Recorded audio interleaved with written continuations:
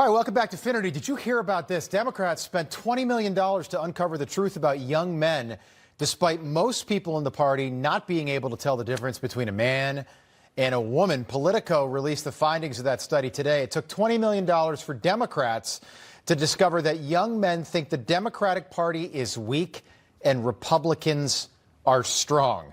Those were the results. So now Democrats are going to try to attract young male voters by targeting them at the gym, and that's the word they used, target. Joining us now for more on this is the founder and president of IKnowGod.us, Pastor John Amachukwu, and former NFL player, Trump White House appointee, and chairman of the Jack Brewer Foundation, Jack Brewer. Gentlemen, great to see you both. Jack, you played in the NFL. You know your way around the gym. John, I know you know your way around the gym as well. But is there anything more annoying than someone coming up to you at the gym, headphones in, you're working out, I'm wailing on triceps, and someone asks you who you're going to vote for and tries to talk to you? It's not happening. John knows this. It's like coming in the locker room with that type of rhetoric. I mean, no one's going to fall for that. The Democratic Party they have so many other things that they should be trying to worry about, and that's trying to find an identity instead of trying to always create one.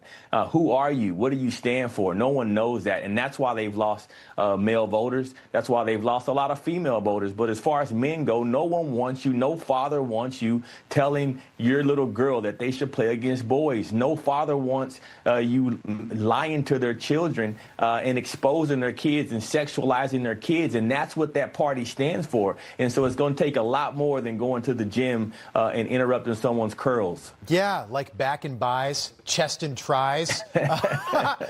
John, so I think it's a little odd that the party that preached the evils of toxic masculinity for years is now going to try to win men over in, of all places, the gym.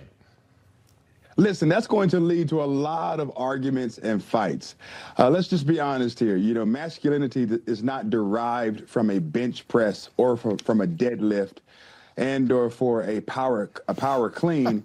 Masculinity comes from the fact that you are born a male. Femininity comes from the fact that you're born a female. Once again, the Democrat Party is tone deaf. They don't have a vision. They've lost their morality. They're a bunch of anti-Christian bigots. And we see during this month, which they call Pride Month, we see their opportunity to push these ideologies upon young men and our children. I travel the country fighting against this filth. I have a book right here entitled Queer, the Ultimate Guide for LGBTQ teens. And this book right here pushes sex toys on children. And so the Democrat Party has Did you say sex toys? Sex toys. It pushes toys on children. There's a page in this book, page 166, that talks about inserting sex toys into your anus.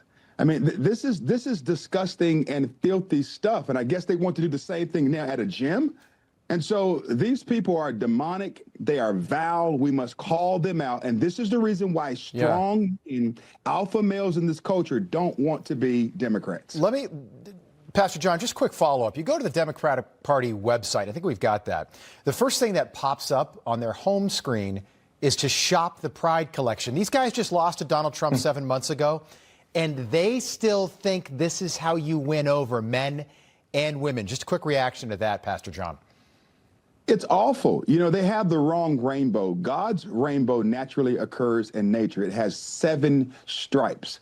But the woke rainbow has 6 stripes, and the stripe they remove is indigo, which represents God. They want the favor of God and the blessings of God, but they don't want God. Oh, I didn't know that. That's interesting.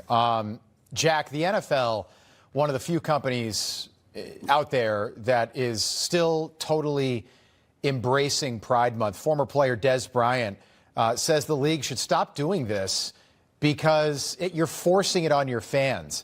As a former player, I'm wondering how you feel about this. And just, you know, I brought this up last night, but it's not even, the NFL's not even in season right now. Why do they even care?